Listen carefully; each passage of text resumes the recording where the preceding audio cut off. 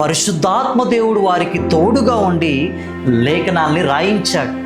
అందుకే అపోస్తులైనటువంటి పేతురు గారు తన పత్రికల్లో ఈ విషయాన్ని రాశాడు.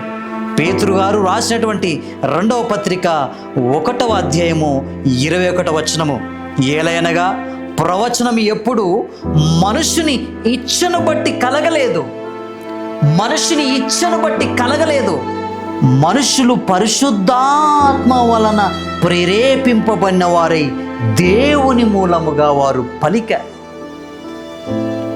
పరిశుద్ధాత్మ చేత వారు ప్రేరేపింపబడి దేవుని యొక్క వాక్యాల్ని రాసి మనకిచ్చారు. ఆ మాటల్ని మనము నిర్లక్ష్యం చేయడము తగునా?